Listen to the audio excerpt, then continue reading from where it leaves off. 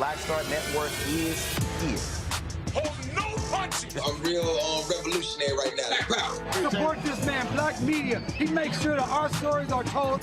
Thank you for being the voice of Black America, Roland. Stay black. I love y'all. All momentum we have now, we have to keep this going. The video looks phenomenal. See, this difference between Black Star Network and Black-owned media and something like CNN. You can't be Black-owned media and be scared. It's time to be smart. Bring your eyeballs home.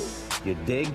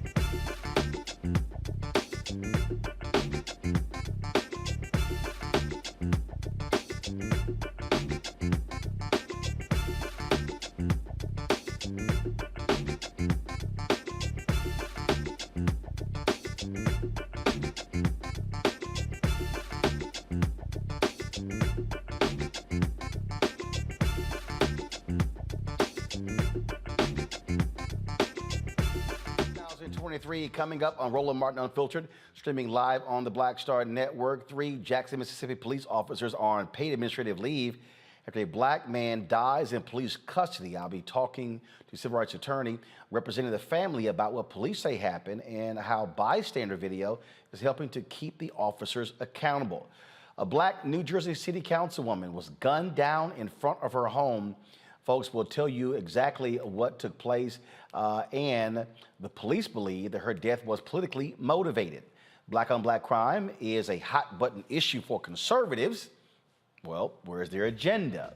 When trying to deflect police violence and misconduct, they often bring this up. So we talked with a member of a Black conservative group questioning Black media about why we aren't focused more on crime. Well, which is a lie. House Republicans are on a rampage, removing Democrats from critical positions on various committees. They're disbanding the civil rights subcommittees. Also, now they have removed Congresswoman Ilhan Omar from a committee, and they want Folks to say the Pledge of Allegiance before another committee. Wait till we show you how Democrats fired back. An Illinois family agrees to a $12 million settlement for their son who was injured during a raid. The family's attorney will explain why they want the investigation reopened. And of course, we'll be in Bethune-Cookman in Daytona Beach tomorrow. We'll tell you more about that. It's time to bring the funk on Roland Martin Unfiltered on the Black Star Network. Let's go. He's got it. Whatever the miss, he's on it. Whatever it is, he's got the scoop, the fact, the find. And when it breaks, he's right on time and it's rolling. Best believe he's knowing. Putting it down from sports to news to politics. With entertainment just for kicks, he's rolling. It's on go, roll, y'all. It's Roland Martin, yeah. Rolling with Roland now. He's funk, he's fresh, he's real, the best, you know he's Roland Martin now.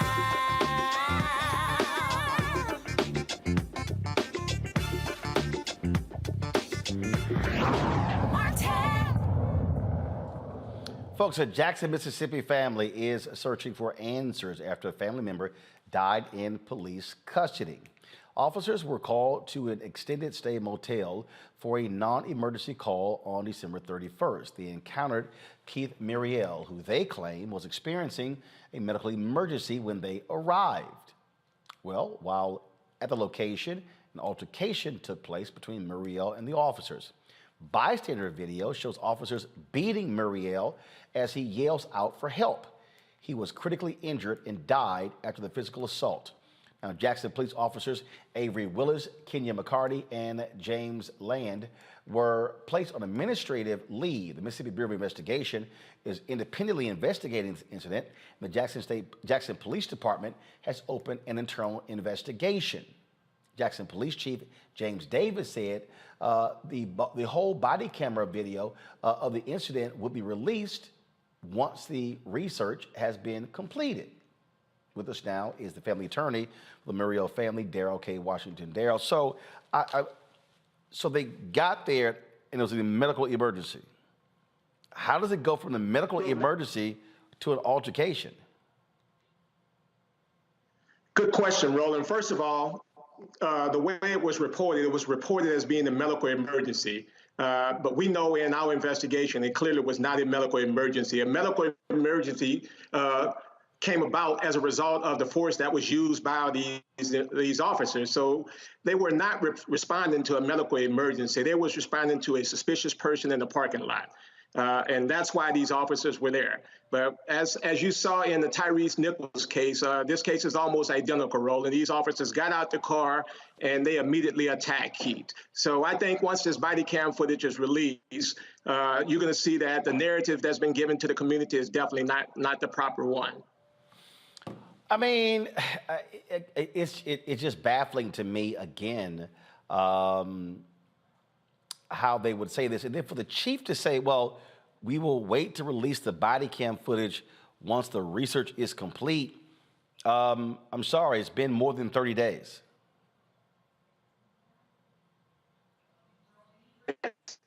Excusable, Roland. We watch football games where there are questionable calls during a game where officials are able to look at the video footage and make a determination as to whether the call needs to be reversed. They're able to do that in less than 3 minutes. They have clear body cam footage, and now they're telling us that they need months in order to determine what happened. That is just totally unacceptable. So, again, Mississippi Bureau of Investigation, but they've been slow in other investigations.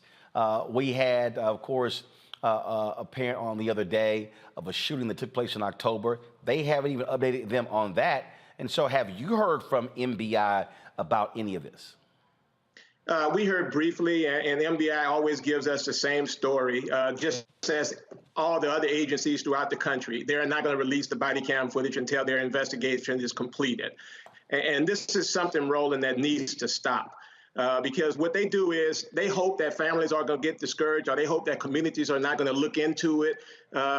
So they hold this body cam footage as long as possible. But we know, looking at a number of cases, that when this body cam footage is released, it always reveals something wrong happening. And here's something that I do know for a fact.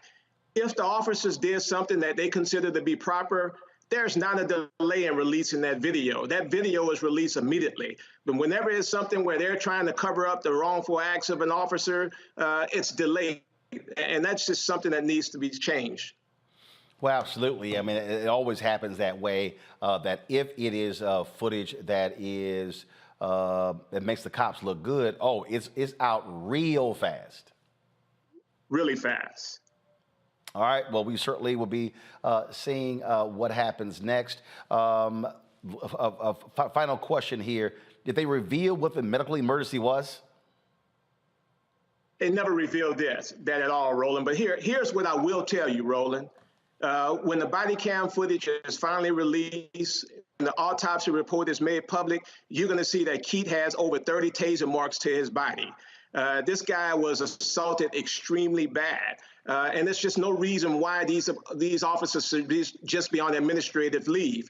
These officers should have been terminated by now, and they should have even been criminally prosecuted. You can also see, Roland, that one of the officers who was involved in the incident was arrested back in 2021 on marijuana possession. So this is an officer who should have not even been on the street in the first place. So I think you're going to see that a lot of things are going to be revealed. There's going to be a lot of wrongdoings that's going to be exposed with this case. All right, Darryl, we certainly appreciate you joining us. Keep us updated on what happens next. Thank you, Roland. All right, folks, got to go to a break. We come back. We'll talk to my panel about this. We'll also talk about the drama on Capitol Hill. Republicans are stripping Democrats from committees and demanding they vote on resolutions like banning socialism. It's all kind of craziness going on. We'll tell you all about it. And black conservatives say, why isn't black media focused on black crime? We do. So we'll debate that. You're watching Roland Martin Unfiltered on the Black Star Network. Be sure to download the Black Star Network app, Apple phone, Android phone, Apple TV, Android TV, Roku, Amazon Fire TV, Xbox One, Samsung Smart TV. Also, join our Brina Funk fan club. Send a check and money order to P.O. Box 57196, Washington, D.C. 20037-0196. Cash App, $RM Unfiltered. PayPal is R Martin Unfiltered. Venmo is RM Unfiltered. Zelle is Roland at RolandSMartin.com. Roland at RolandMartinUnfiltered.com. And be sure to get a copy of my book, White Fear, How the Browning of America is Making White Folks Lose Their Minds. Available at bookstores. You can download it on Audible. We'll be right back. When you talk about blackness and what happens in black culture, we're about covering these things that matter to us, speaking to our issues and concerns. This is a genuine people-powered movement. There's a lot of stuff that we're not getting. You get it, and you spread the word. We wish to plead our own cause. Too long have others spoken for us. We cannot tell our own story if we can't pay for it. This is about covering us. Invest in black-owned media. Your dollars matter. We don't have to keep asking them to cover our stuff. So please support us in what we do, folks. We want to hit 2,000 people, $50 this month, raise $100,000. We're behind 100,000, so we want to hit that. Y'all money makes this possible. Checks and money orders go to P.O. Box 57196, Washington, D.C. 20037-0196. The Cash App is $RM Unfiltered. PayPal is R Martin Unfiltered. Venmo is RM Unfiltered. Zelle is Roland at RolandSMartin.com. On a next, A Balanced Life with me, Dr. Jackie, a relationship that we have to have. We're often afraid of it and don't like to talk about it. That's right, we're talking about our relationship with money. And here's the thing, our relationship with money oftentimes determines whether we have it or not. The truth is you cannot change what you will not acknowledge. Balancing your relationship with your pocketbook. That's next on A Balanced Life with me, Dr. Jackie, here at Black Star Network. Coco. And I'm Lily. And we're SWV. What's up, y'all? It's Ryan Destiny, and you're watching Roland Martin Unfiltered.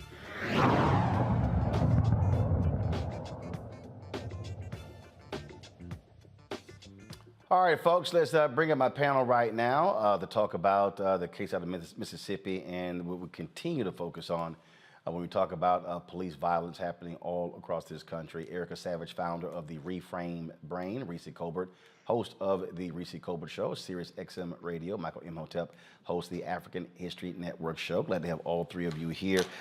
Erica, I'll start with you. It is always laughable to me when we see these stories come up, and you have these police chiefs. Oh well, we'll have to wait till the investigation is done before we release the footage. As I said to Daryl, we all know if this was actually Muriel's fault, trust me, that body camera footage would have been out in the first 48 hours.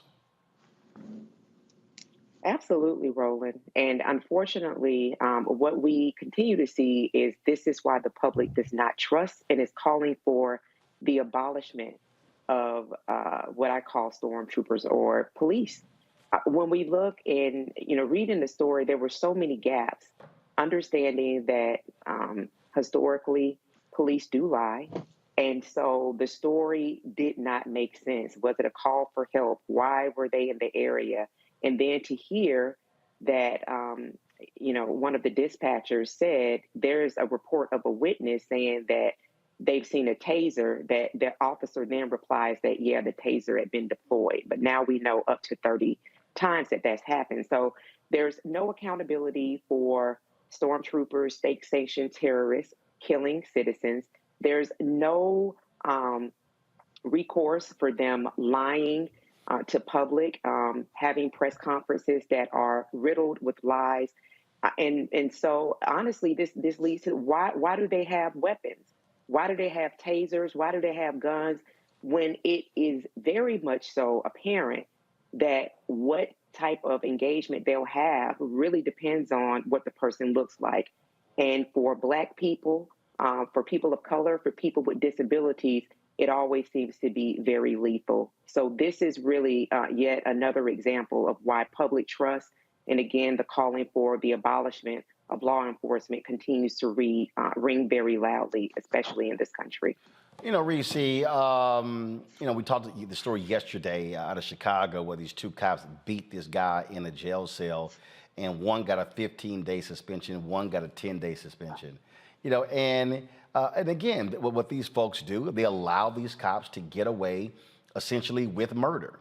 They viciously beat people. It is very rare. I mean, what took place in Memphis, it's rare that the cops would be fired. It's rare that they would be fired, indicted, and arrested in 20 days.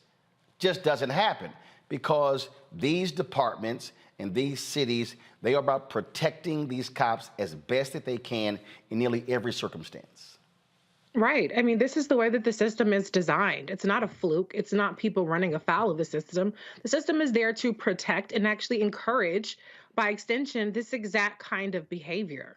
And it's really disgusting that, not only do these folks not only are they intent on inflicting this kind of violence and brutality, but they're intent on ensuring that the person is not able to survive. We saw this with Tyree Nichols and the ambulance services or the medical services not being rendered properly. That's why some of them are on the chopping block as well. We saw that in this case where the dispatcher at least has enough sense to say that protocol was not being followed. But it's just compounding the type of brutality. And I believe that when somebody is tased to death or beaten to death, that is undisputably cruel and unusual punishment. And so it's obviously not just a matter of the militarization of cops. It's a matter of the brutality and the lack of humanity that these cops have in their spirit and in the way that they view Black people. Michael, again, I don't quite understand what the delay is. Something happened December 31st. Right. And again, as in the case we discussed the other night, it's been 4 months since the incident happened, and Mississippi Bureau of Investigation, they have not said anything. And so this could be another 3, 4, 5, 6 months before something is announced. And it's sort of like, hey, let's just sort of draw this thing out to get as far away as possible from the initial incident. and then hopefully it'll die down. Yeah, that's what it appears here, Roland. I was reading some articles on this. I watched a video segment from a local news source there, and it appears that you know, as my co-panelist said, you know, if there had been a exculpatory evidence in the video, there was evidence that would absolve the police of any wrongdoing, that video would have been released a long time ago. The fact that they're taking this long, so how many body cams do they have? How much video footage do they have to go through? So yeah, it really appears that at least from the police department, I'm not saying it's the mayor doing this, Mayor Chokwe Antar Lumumba. I'm not saying it's the mayor doing this, but it appears that at least as far as the police department goes, they don't want people to see the video, and it reminds me of in Chicago, Laquan McDonald. Okay, where they waited to release the video until after Mayor Rahm Emanuel was reelected. Then they released the video. Okay, and they knew that the video was incriminating to the police. But then also, when you look at the statements from other police officers, they were saying, "Oh, I was filling out a report. Oh, I didn't see this take place, etc." So. You know, this is why we have to be vigilant with this. And at the same time, this is why a lot of people should just not be police officers. That job is not for everybody. Well, and again, as we're talking about what do we do about it, what you have is you've got these folks. So talk about accountability. Let's take Senator Tim Scott. He's been whining and complaining that Democrats, Erica, you know, aren't you know, moving fast enough on police bills. In fact, pull up his tweets. I want to show y'all what he tweeted today. And so this is what Senator Tim Scott, y'all, just tweeted today. Okay,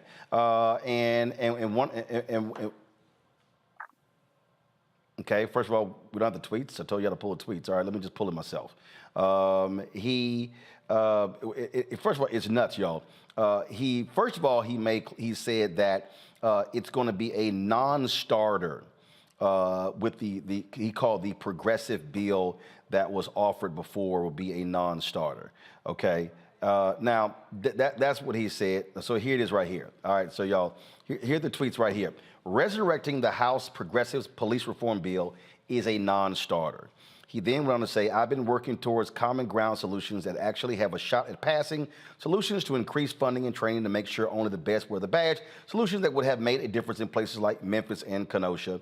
Here's the truth. We can get something meaningful done. We can pass a bill that the majority of Congress, the majority of Americans would agree on. Okay, that's Senator Tim Scott. So let's be real clear here, Reese. He's lying. Right. The reason the George Floyd Justice Act bill died, he could not get any Republican votes. Right. Him and Senator Lindsey Graham, they promised the families, oh, we can get 10, 15 votes. They couldn't. And then what Tim Scott did was he then tried to use this letter from this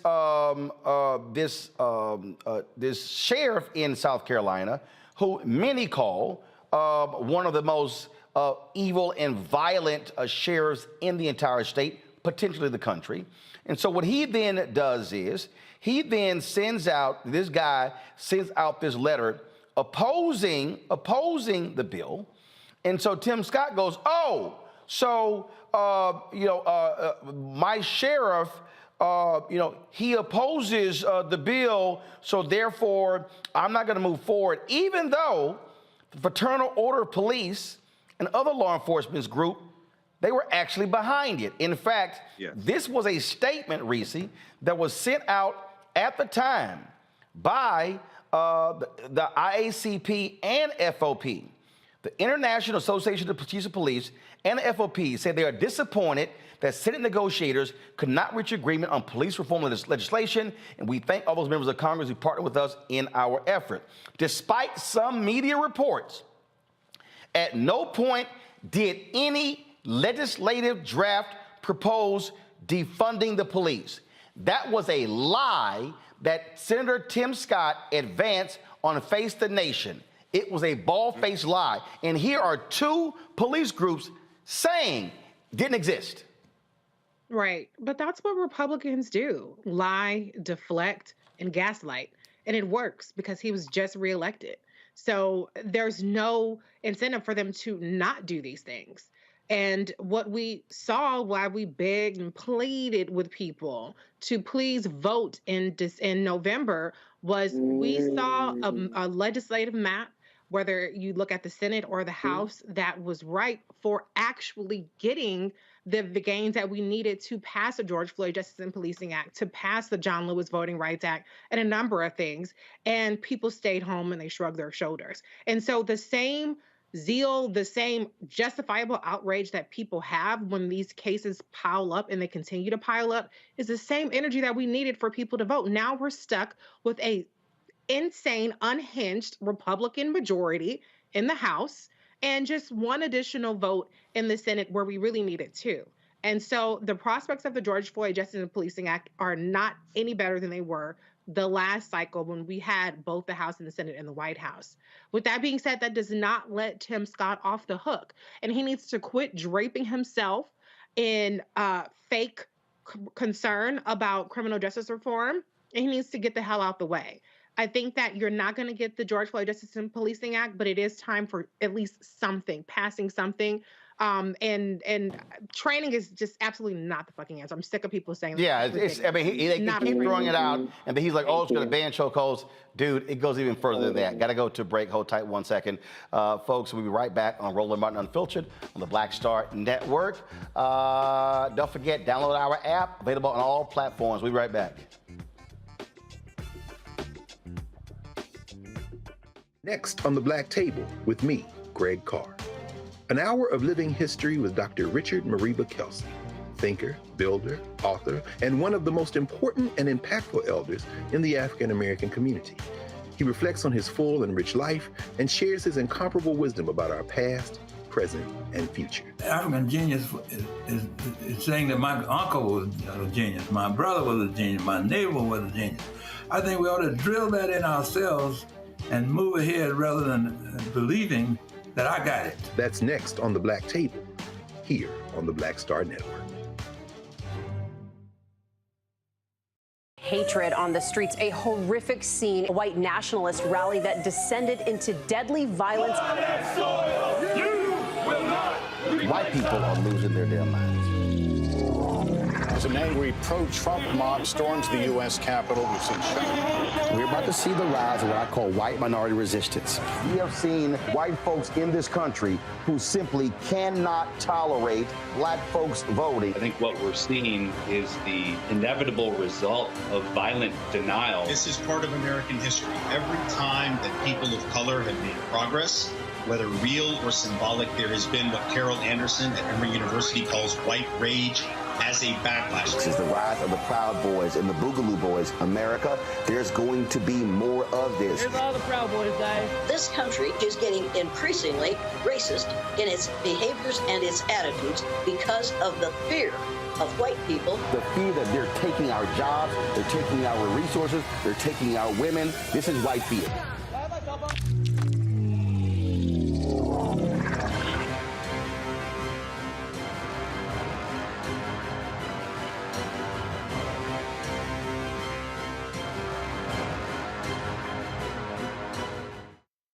I'm Chrisette Michelle. Hi, I'm Chaley Rose, and you're watching Roland Martin Unfiltered.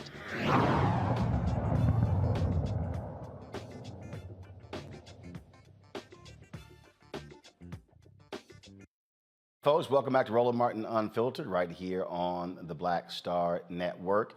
Just a reminder, folks, we've been nominated for the NAACP Image Awards, so be sure to fill your ballot out. Go to vote.naacpimageawards.net.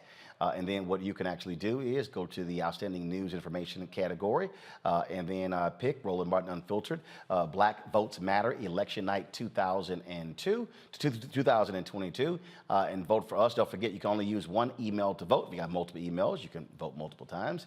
You have until February 10th, 9 p.m., February 10th at 9 p.m.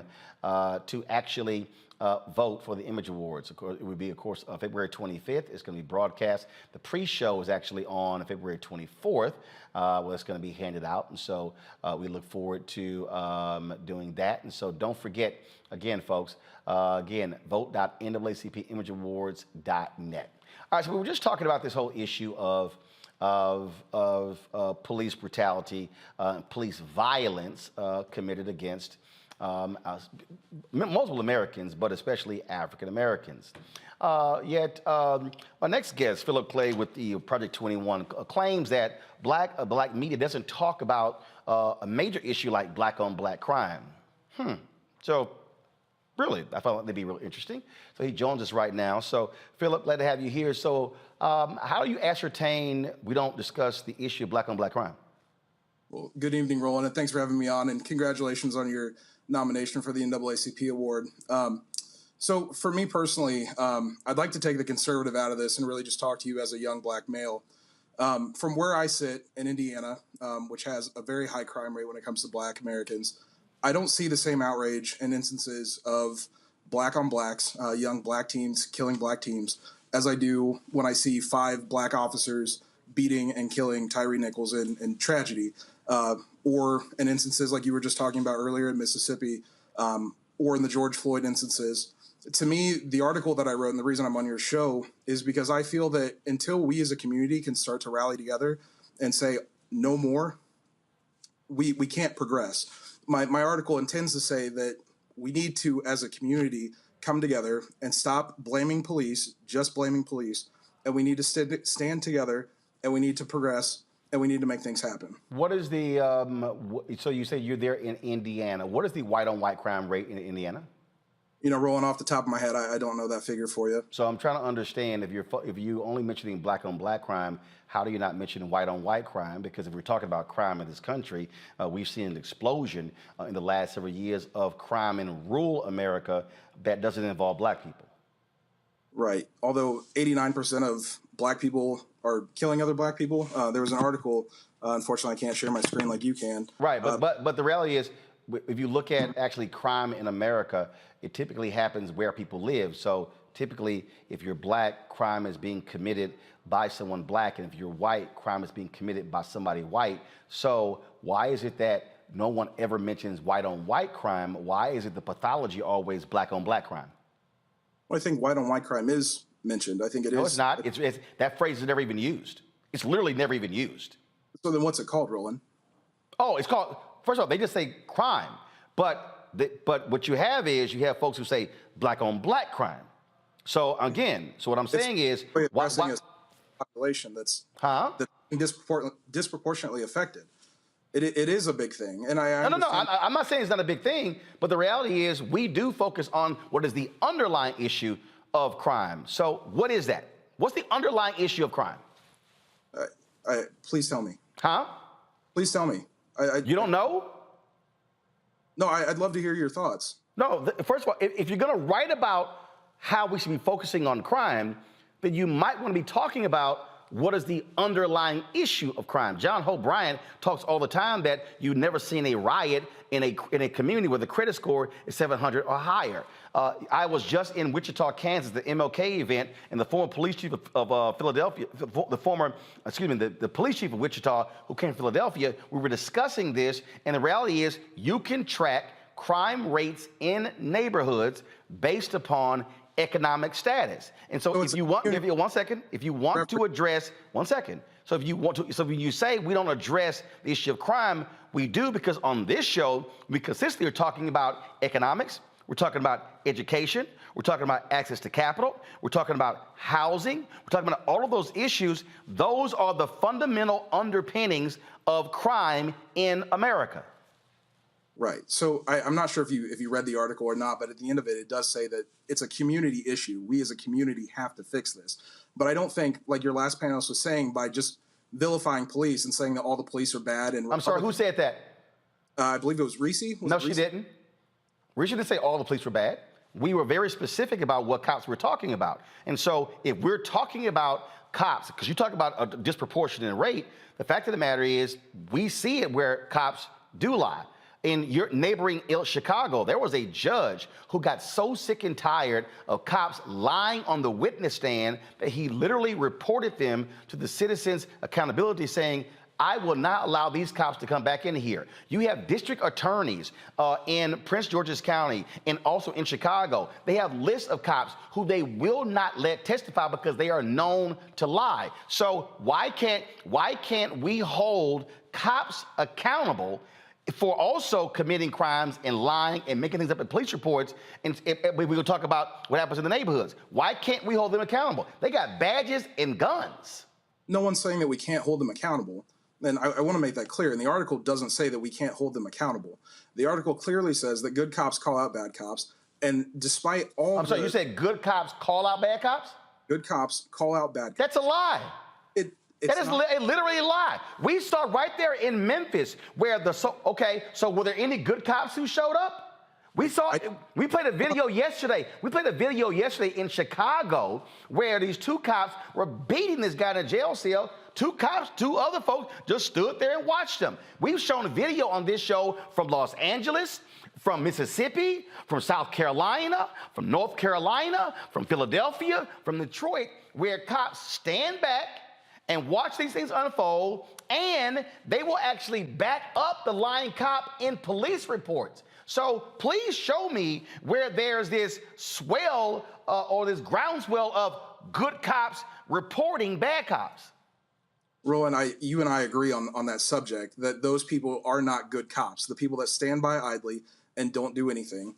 In doing research for the article, and fortunately enough, last year I had a chance to work with my local police department to understand what goes into being a police officer, because I wanted to know for myself what it takes to become a police officer. One of the things that was taught, one of the core things, was that not only is use of force a last resort, but you're also taught to de-escalate your partner when your partner becomes too emotionally involved or too attached to whatever's happening. How often have you seen that? How often, when you've seen a lot of these video footages, now I've seen de-escalation when the person's white. I've seen a whole lot of de-escalation. But typically, when I'm seeing body cam footage and it's somebody black, I'm seeing an escalation of tensions. And so please give me some examples where de-escalation is often happening. You're talking about the videos that have been seen. What about the thousands that haven't been released because there was a successful de-escalation or there was a successful stoppage of whatever was happening? Or the examples where the cops didn't turn the cameras on, and where in Chicago they were breaking the antennas off of the dash cam cameras as well. I mean, again, the point here is, again, we're still talking about a fundamental problem in this country. Last year, police in America, based upon the data, Samuel Singawe, we had him on the show, they killed more people in 2022 than any other point in history. We have seen a dramatic increase of police violence. We have seen insurance companies come out and say that they are going to stop insuring cities, or they're going to actually raise their rates because of the high number of police violence cases. And so I'm trying to understand, you want to talk about black on black crime as a conservative, here's what I want to know. Where are all of the fiscal conservatives complaining about the millions upon millions and billions being spent on police settlements? That's a good question, Roland. They're not there. I guess who I don't see? I don't see Grover Norquist. I don't see, let me tell you something. Memphis is probably going to pay $20, $30, $40 million settlement. It's likely going to be higher than the George Floyd settlement. Do you know who I have not heard a lot on this? Governor of Tennessee, the Tennessee legislature. I've not heard Republicans in that state say this is gross and it's unfair. What you do see, though, you typically will see Democrats or you see the Black Caucus. What I'm still trying to say to you, we have on this show and in other black media discussions about black on black crime. What we don't do is fall for the pathology of Fox News and other places. We talk about what creates those conditions and what must be done to change those neighborhoods. And so what I want to know is, how are you in Project 21 advancing those issues and then calling on your fellow conservatives to support those very issues? Absolutely. I've spent the past couple of days being able to do press about this issue, specifically And the thing that's come out of it, and the thing I will stick to, is we have to be transparent, both in the community and on behalf of police departments or police departments themselves. There has to be open dialogue, and police departments have to show that whatever's being accused against them, levied against them, is not true. And the good cops do have to weed out the bad cops. And I understand that your thoughts on that, and you've made that point clear. But at the end of the day, there are still people that wake up every morning with their intention and their honor, and all they want to do is protect the people in the community in which they live and serve. But where are those? Why is it that when we need those good cops to show up, we don't seem to see them? And in fact, why is it? Because again, I've talked to many officers, and I've talked to black officers, and I've had black officers tell me the safest they are is when they got a uniform on. They say, but damn, when I don't have my uniform on, I don't trust my own department. Those are black cops. That's a departmental issue, and until people can actually go into those communities and start having those conversations and weeding out those bad chiefs of police, those bad officers, and working through that, it's going to continue to be the same. You do know that there have been reports showing the number of white supremacists that have infiltrated police departments nationwide, right? Yes. Okay. You've seen the reports, again, of message boards and various Facebook groups where you've had these racist cops making comments, things along those lines. In Chicago, there were cops who admitted, yeah, we call folks the N-word. We freely throw it around. So if you're a black person in the Chicago community, why would you trust a racist cop? Hold on, I got to pay some bills. We come back. I want you to answer that question. Then my panel has some questions as well. You're watching Roland Martin Unfiltered on the Black Star Network. Hi, I'm Dr. Jackie Hood Martin, and I have a question for you. Ever feel as if your life is teetering and the weight and pressure of the world is consistently on your shoulders? Well, let me tell you, living a balanced life isn't easy. Join me each Tuesday on Black Star Network for A Balanced Life with Dr. Jackie. We'll laugh together, cry together, pull ourselves together, and cheer each other on. So join me for new shows each Tuesday on Black Star Network, A Balanced Life with Dr. Jackie.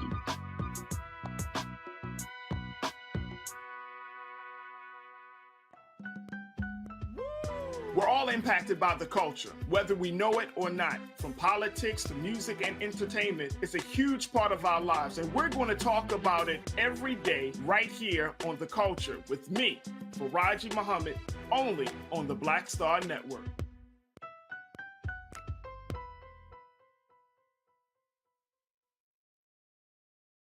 Next on Get Wealthy with me, Deborah Owens, America's Wealth Coach. Listen to this. Women of color are starting 90% of the businesses in this country. That's the good news. The bad news, as a rule, we're not making nearly as much as everyone else. But joining us on the next Get Wealthy episode is Betty Hines. She's a business strategist, and she's showing women how to elevate other women. I don't like to say this openly, but we're getting better at it. Women struggle with collaborating with each other. And for that reason, one of the things that I demonstrate in the sessions that I have is that you can go further together if you collaborate. That's right here on Get Wealthy, only on Black Star Network. I'm Bill Duke. This is Diala Riddle, and you're watching Roland Martin Unfiltered. Stay woke.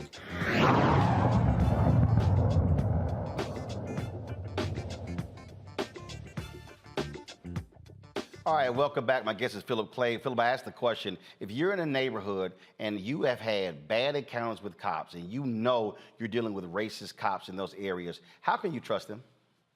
I don't think you can. But I guess the question, my question back to you is, what do you do in that situation? What would you, Roland Martin, do in that situation if you can't trust the cops in your neighborhood? I'm not dealing with them, because here's the deal. I lived in Chicago 6 years, okay? I have seen examples where the cops planted evidence, where they beat confessions out of people.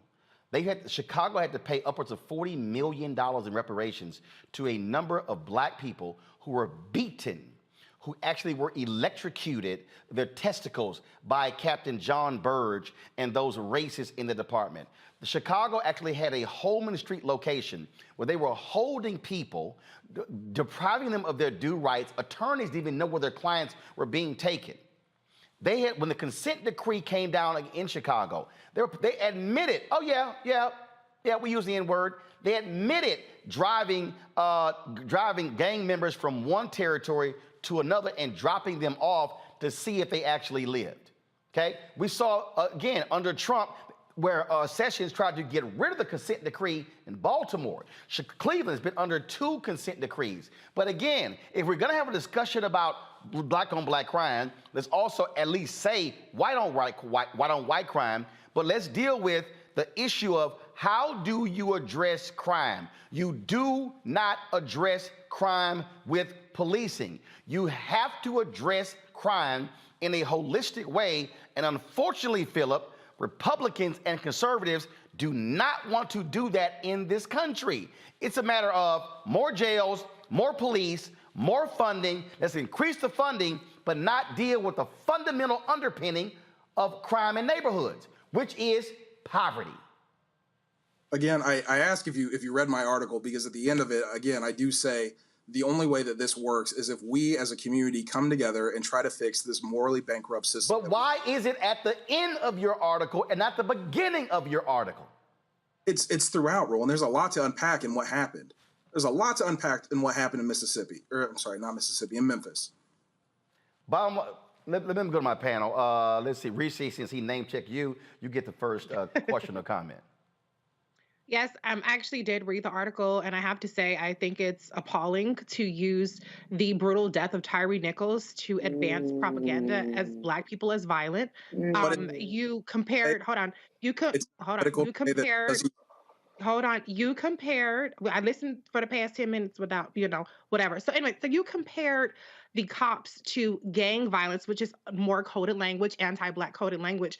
And I do agree with you on that, though, because the police departments, like the ones that are out of control and need consent decrees, which as a member of Project 21, I'm sure you know that in their Black agenda is to do away with consent decrees, that the police officers often are like gang members.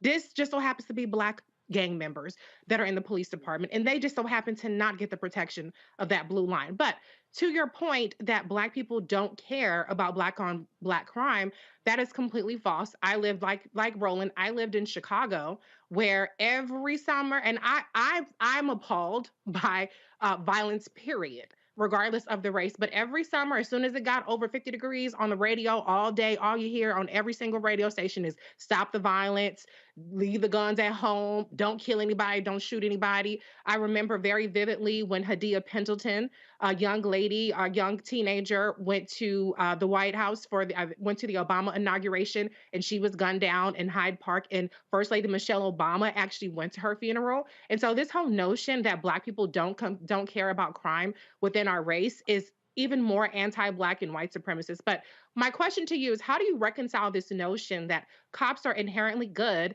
and that we need to weed out the few bad rotten apples if you are part of a project that wants to do away with consent decrees and wants to federally enshrine qualified immunity?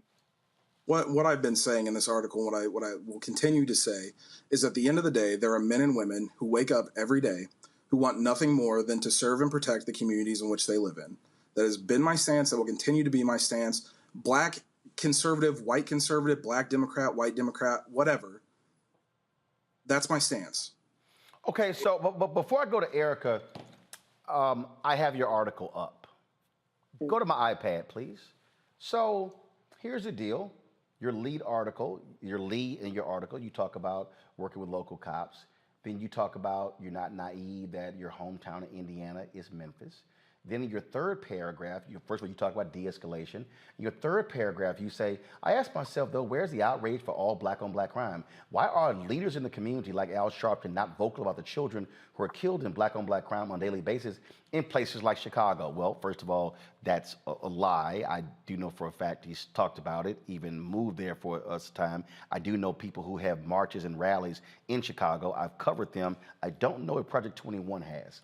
And then you go on, you say, as these leaders continue to vilify police and cause tensions to rise, how are they causing tensions to rise when it's the cops who's actually killing people? They set these communities and the police who are sworn to protect them back another step. Really? Then you go in and complain about CNN. Then you talk about mirror gang violence. Then you go talk about we still see men and women of all races, religions and creeds going to work to protect the communities, blah, blah, blah, blah.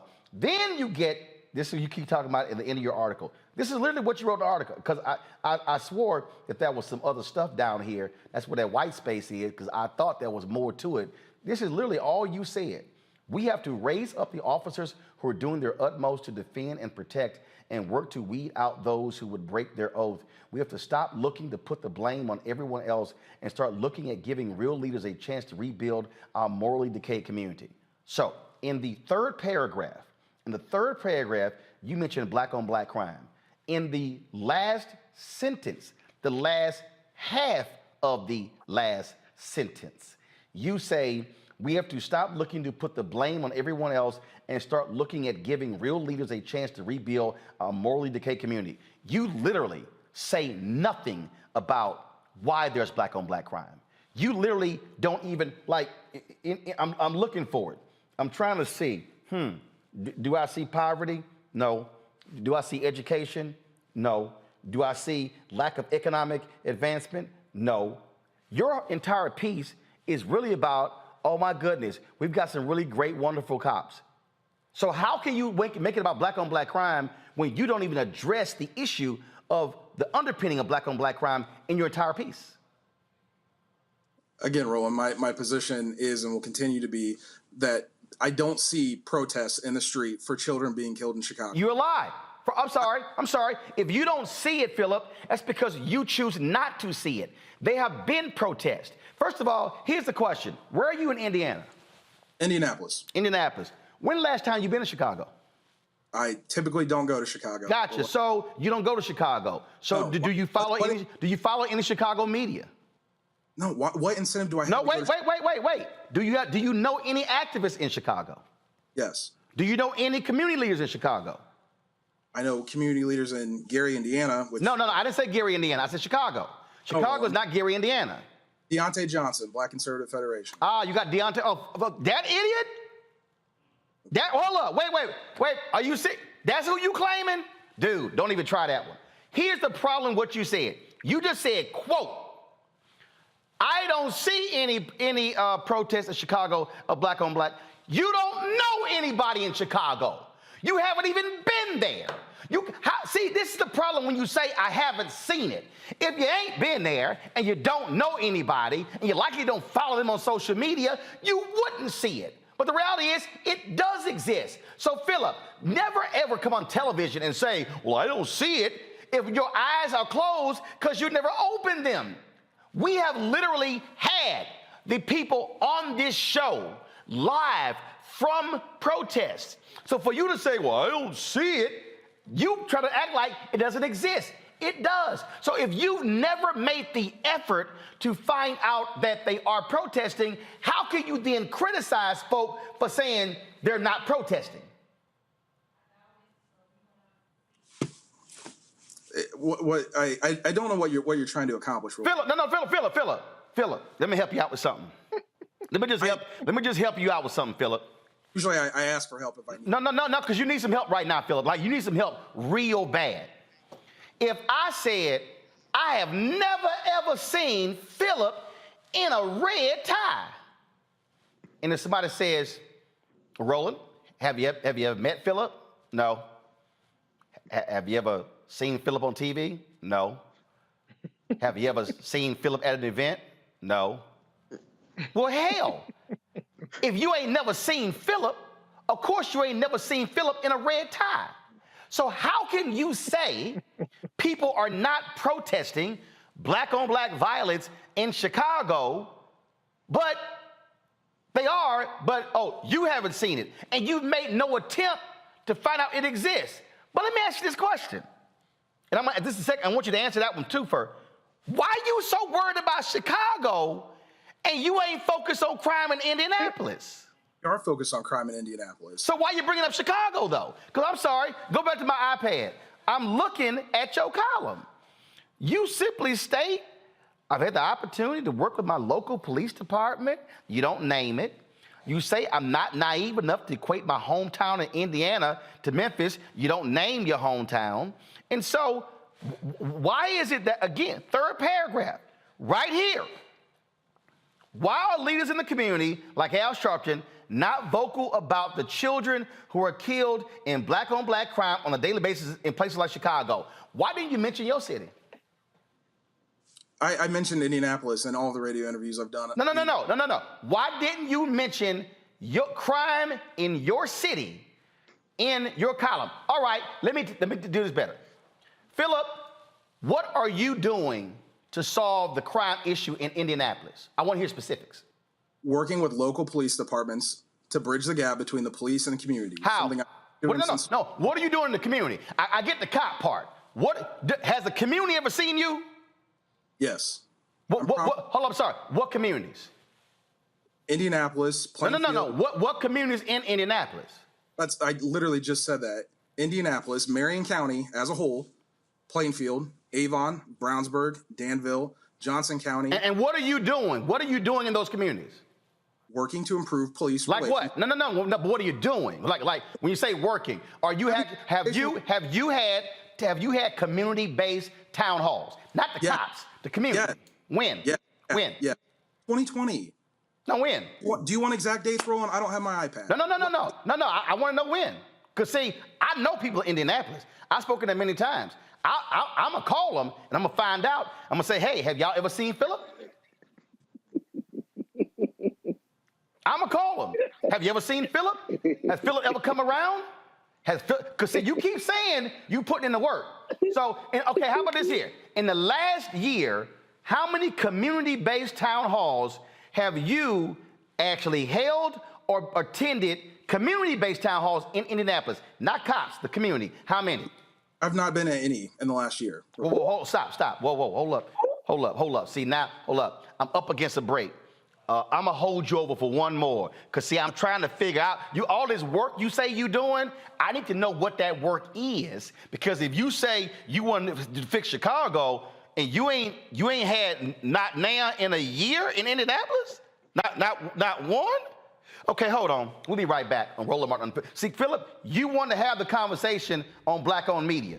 Oh, you having it. We'll be right back. No, we'll be right back, Philip. I'm going to give you some time, Philip. We'll be right back. No, because it's not even a conversation. I'm going to give you some time, Philip. At this point, it's not even a conversation. Most people think that these television shows that tell stories about who we are as black men, and then they paint these monolithic portraits of us.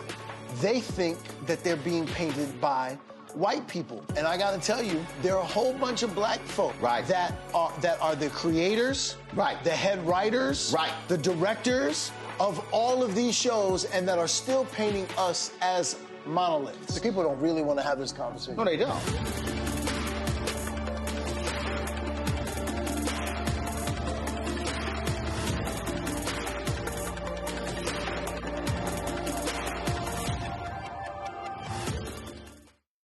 When you talk about blackness and what happens in black culture, we're about covering these things that matter to us, speaking to our issues and concerns. This is a genuine people-powered movement. There's a lot of stuff that we're not getting. You get it, and you spread the word. We wish to plead our own cause. Too long have others spoken for us. We cannot tell our own story if we can't pay for it. This is about covering us. Invest in black-owned media. Your dollars matter. We don't have to keep asking them to cover our stuff. So please support us in what we do, folks. We want to hit 2,000 people, $50 this month, raise $100,000. We're behind 100,000, so we want to hit that. Your money makes this possible. Checks and money orders go to P.O. Box 57196, Washington, D.C. 20037-0196. The Cash App is $RM Unfiltered. PayPal is R Martin Unfiltered. Venmo is RM Unfiltered. Zelle is Roland@RolandSMartin.com. Hey, I'm Arnez J. Black TV does matter, dang it. Hey, what's up, y'all? It's your boy Jacob Lattimore, and you're now watching Roland Martin right now. Stay woke.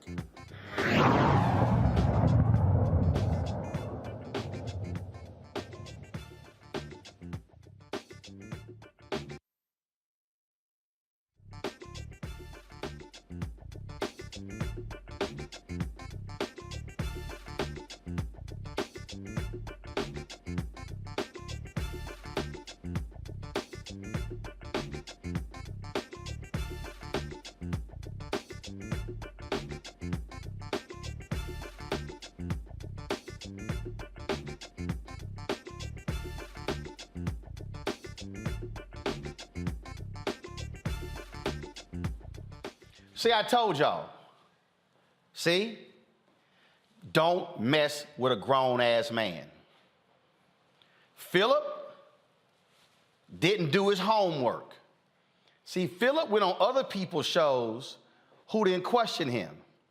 They didn't actually break down his article. I'm about to go to Erica and Michael. But see, oh, by the way, y'all, you know Philip hung up. You know Philip hung up. He hung up. And they've been calling him back, texting him. And I said, let him know he can talk for the first 2 minutes. But Philip hung up because he couldn't take that heat. Because see, y'all, see what happens is, see, Philip, the basis of his, see, y'all got to understand. The basis of Philip's article, oh, y'all don't discuss black on black crime. Okay, you want to have that conversation, Philip? Let's have that conversation. And y'all heard he kept saying, no, but I said at the end of my article, we as a community, we got to come together and solve the problem. Oh, but then when I asked Philip, when has the community seen you? Philip, well, I work with the cops, not the community. Oh, Philip, when did you last work with the community? Any town halls in the last year? No. What the hell you been doing? See, Erica, they don't like getting questioned on specifics. See, he was like, oh, you ain't let me talk. No, I let you talk because you can't answer my questions. That's the real deal. He couldn't answer the questions because he thought he was going to come on here and talk about how black media don't do this and y'all discuss black on black crime until I start questioning his ass on what he ain't doing. Period. And sent poor little Tink home. But I'm glad that line of questioning came out because if you look at his Twitter page, you can see how Philip Clay gets his bag. More importantly, I am very tired of people raising their platforms off of the backs and off of the pain of Black grief. And one of the things that I was going to ask him was, did he know what grief does to the first, did he know Tyree Nichols, his mother and father's name, and specifically his mother, who talked about how much Tyree loved her, how he had her name tattooed on his arm, and that's something that you don't mostly get from kids, especially young men, but he did that, and he was the youngest in his family and very well loved, a young father. And that on January 28th, he felt it fitting to pen 4 to 5 paragraphs of complete bullshit on the back and on the grief of Mrs. Rovon Wells. Completely disgusting. For someone that is either self-identified or has been told that he is a rising star in what is effectively known as the terror group, the Grand Old Party, the Republicans, do that in its own space, not off of Black pain. And I'm also glad, Roland, that you brought forward that PBS piece because I had that in my favorites and I pulled it up in that 2006 bulletin that the FBI published, heavily redacted, but spoke very, very clearly to not white supremacy, what it actually is, white nationalism, and that how folks that are a part of this movement literally terrorize Black and Latino communities. So I feel like whatever it is that Philip is looking to achieve, keep Black people name the hell out of your mouth, because I would love to hear his talking points when his face is pushed up against the ground and he's being tased. See, Michael, I know some real Black conservatives. I actually know some Black conservatives who are in communities that do the work. But see, Philip thought he could just sit his ass and bang out some comments and the National Review put it up.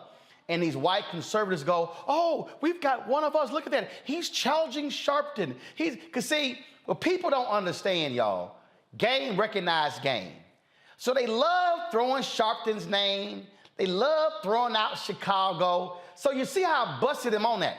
How you from Indianapolis and you gonna mention black on black crime in Chicago, but what you don't mention is that most of the guns that where you have the crime committed in Chicago come from across the border in Indiana.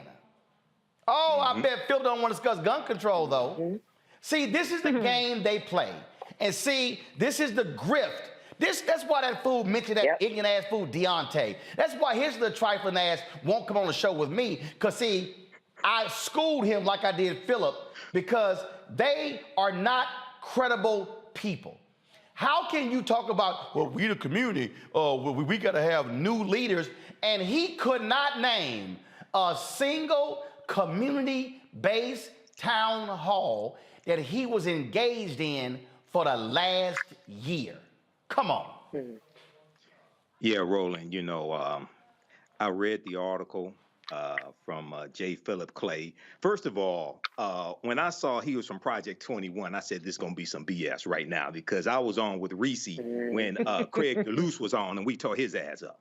Okay, from Project 21 also. So I read the article, and just like you, Roland, I saw the white space at the bottom. So I thought it was a whole, right. 3, 4, 5 paragraphs. Wait a minute, hold on. I hit refresh because I thought only half of the article loaded. So I hit refresh, and I was like, hell, that's just white space. It ain't nothing down here.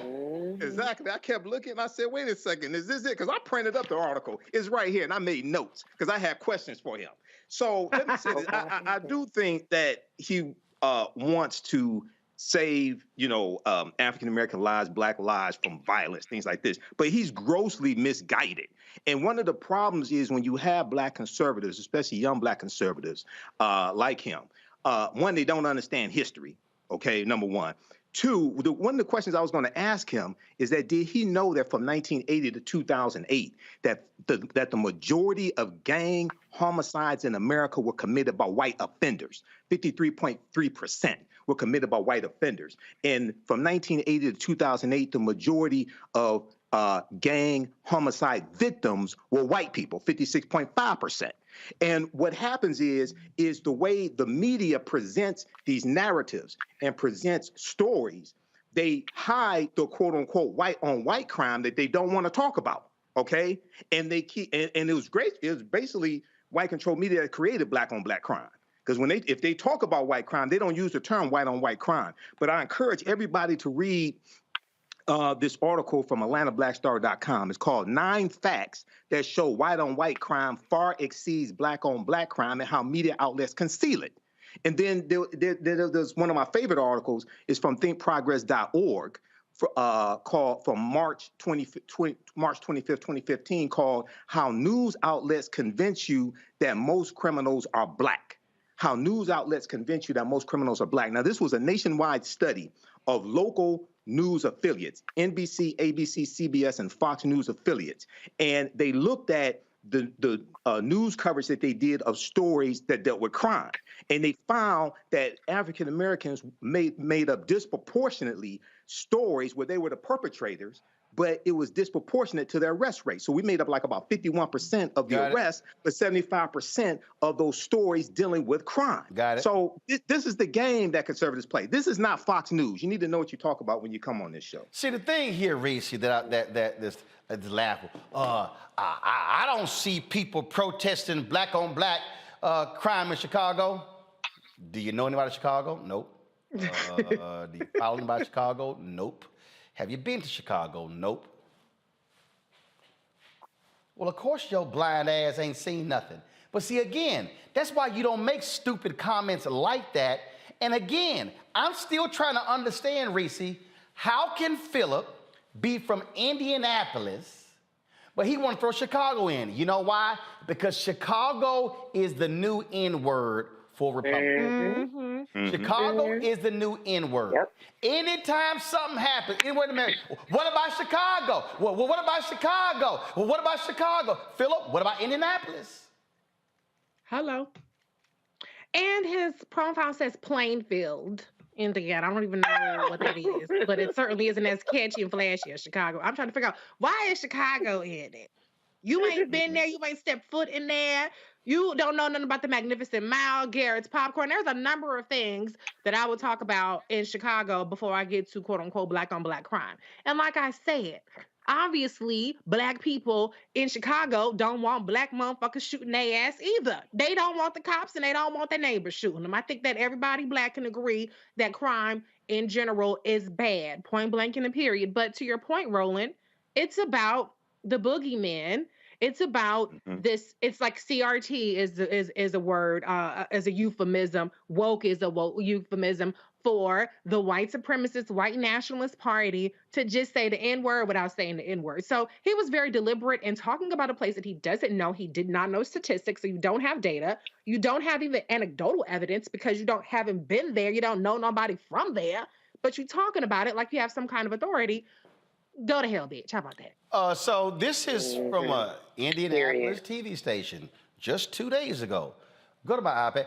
Violent crime plagued some indie bars, yet the state does little to enforce its policies. If I scroll the article, I don't see Phillip's name anywhere. Anywhere. Okay, hold up. Let's see here. Okay. Same station. Crime mapping, what parts of Indianapolis saw the most homicides in 2022? While Indianapolis saw a decrease in homicides in 2022, so did Chicago, police continue to push for fewer homicides and violent crimes. In 2022, 226 people lost their lives in a homicide in Indianapolis, down about 15%. This is a decrease of 45 homicides. And so as you see it here, a gunshot is listed as a cause of death for 86.7% of the homicides. Phillip, are you speaking out against guns? Phillip, I got something for you to do in Indianapolis. Nearly 66% of the homicides in Indianapolis remain unsolved as of early January. Of the 226 homicides, police made an arrest in 66. Roland, can I point out to you? Ain't that, and hold up, of the homicide 2022, largest group, 25-34, black men aged 18 to 24 made up the largest group. So here's the question, Phillip. You keep meeting with the cops. Why aren't you focused on your own city of Indianapolis? You're not, Phillip, because you know why? You don't give a damn about those communities. What you want to do is you want to make a point by trying to by taking a shot at Sharpton and at black leaders and black on black violence in Chicago. Reese, I'm on overtime, but I got 20 seconds to go. He lives in Plainfield, Indiana, which is a population of 34,000 and 87% white. So you really pushing this anti-black. So he don't even live in Indianapolis. He ain't even from Indianapolis. Boy. He lives in a suburb of Indianapolis. Boy. Go to his Twitter page. I'm not going to say it, but go to his Twitter page. I did. Michael, that's how he's Go to his Twitter page. What's his name again? We'll see how you get in the bag. Plainfield, Indiana. J Phillip Clay? I didn't make that up. That's what he has publicly. J Phillip Clay. Hold on. I'm going to pull it up. Show his Twitter page on your screen. Here we go. Y'all pull it up right here. It says J. Phillip Clay, everything you need. husband, father, Christian conservative. It says Plainfield, Indiana. Phillip, scroll up to the picture. Phillip, no, his tweets are protected. Phillip, you don't even live in Indianapolis. Boy, bye. Phillip, again. Phillip, I just want to warn you of something. Phillip. My daddy told me something when I was younger, Phillip. He said, son, never mess with a grown-ass man. You can't slick a can of oil. He said, son, when you mess with a grown-ass man, and you're going to get a grown-ass whooping. Phillip, you just got a grown-ass whooping. The next time you even attempt to challenge black-owned media, I want you to remember this ass whooping just like the one I got when my dad lit me up when I was in school. Phillip, call Deontay. Y'all can cry together by messing with me. I'll be back.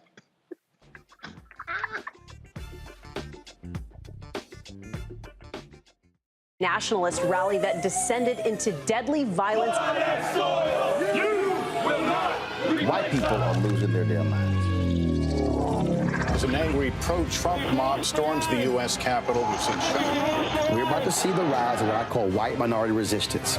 We have seen white folks in this country who simply cannot tolerate black folks voting. I think what we're seeing is the inevitable result of violent denial. This is part of American history. Every time that people of color have made progress, whether real or symbolic, there has been what Carol Anderson at Emory University calls white rage as a backlash. This is the rise of the Proud Boys and the Boogaloo Boys. America, there's going to be more of this. Here's all the Proud Boys, guys. This country is getting increasingly racist in its behaviors and its attitudes because of the fear of white people. The fear that they're taking our jobs, they're taking our resources, they're taking our women. This is white fear.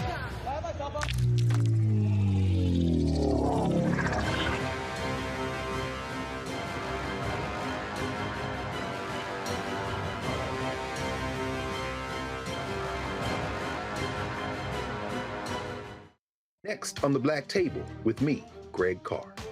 An hour of living history with Dr. Richard Mariba Kelsey, thinker, builder, author, and one of the most important and impactful elders in the African American community. He reflects on his full and rich life and shares his incomparable wisdom about our past, present, and future. African genius is saying that my uncle was a genius, my brother was a genius, my neighbor was a genius. I think we ought to drill that in ourselves and move ahead rather than believing that I got it. That's next on the Black Table, here on the Black Star Network. Hey, I'm Amber Stevens-West. Yo, what up, y'all? This is Jay Ellis, and you're watching Roland Martin Unfiltered.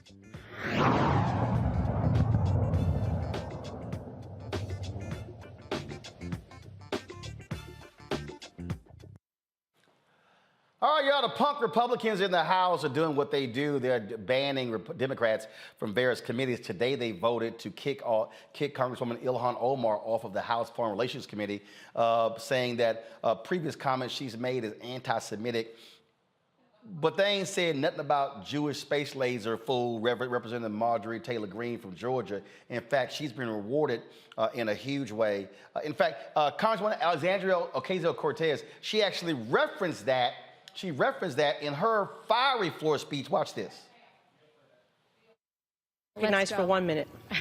Thank you. Now, as a fellow New Yorker, I think one of the things that we should talk about here is also one of the disgusting legacies after 9/11 has been the targeting and racism against Muslim Americans throughout the United States of America, and this is an extension of that legacy. Consistency, there is nothing consistent with the Republican Party's continued attack except for the racism and incitement of violence against women of color in this body. I had a member of the Republican caucus threaten my life, and you all and the Republican caucus rewarded him with one of the most prestigious committee assignments in this Congress. Don't tell me this is about consistency. Don't tell me that this is about a condemnation of anti-Semitic remarks when you have a member of the Republican caucus who has talked about Jewish space lasers and an entire amount of tropes and also elevated her to some of the highest committee assignments in this body. This is about targeting women of color in the United States of America. Don't tell me, because I didn't get a single apology when my life was threatened. Thank you. Congressman Omar also spoke in her defense. This is what this debate is about, Madam Speaker. There is this idea that you are a suspect if you are an immigrant, or if you are from certain parts of the world, or a certain skin tone, or a Muslim. It is no accident that members of the Republican Party accused the first Black president, Barack Obama, of being a secret Muslim. It is no accident that former President Donald Trump led a birther movement that falsely claimed he was born in Kenya. Because to them, falsely labeling the first and only President of the United States of America a Muslim and African immigrant somehow made him less American. Well, I am Muslim. I am an immigrant, and interestingly, from Africa. Is anyone surprised that I am being targeted? Is anyone surprised that I am somehow deemed unworthy to speak about American foreign policy? Or that they see me as a powerful voice that needs to be silenced? Frankly, it is expected, because when you push power, power pushes back. Representation matters. Continuing to expand our ideas of who is American and who can partake in the American experiment is a good thing. I am an American who was sent here,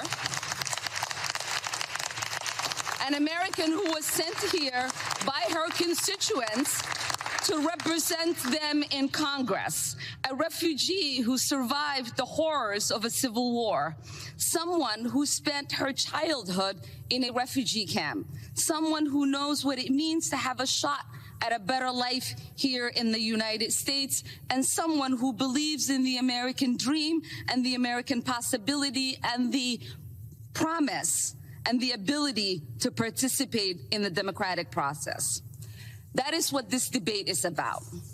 There is an idea out there that I do not have objective decision making because of who I am, where I come from, and my perspective. But I reject that. We say there is nothing objective about policymaking. We all inject our perspective, our point of views, our lived experiences, and the voices of our constituents. That's what democracy is about. So, pulling right now, Representative Jasmine Crockett of Texas joins us. Congresswoman Crockett, it is quite interesting to see on the other side Marjorie Taylor Greene pretty much at the right hand of Kevin McCarthy, the Speaker of the House, when she has made racist and anti-Semitic comments, and she's been rewarded for it. I mean, come on now, Roland. You know what it is. I don't even know why we're having this conversation as if we're shocked, right? The Republicans are doing what the Republicans do. And so many people were going to talk about Marjorie Taylor Greene, and they did talk about her. But you know what? I decided to go after George Santos. Most people probably don't know why George Santos ended up voluntarily leaving his committee assignments, because once again, it was an example of the hypocrisy, and it was slapping them right there in the face, right? And so I basically went on the floor and said, what was her crime, right?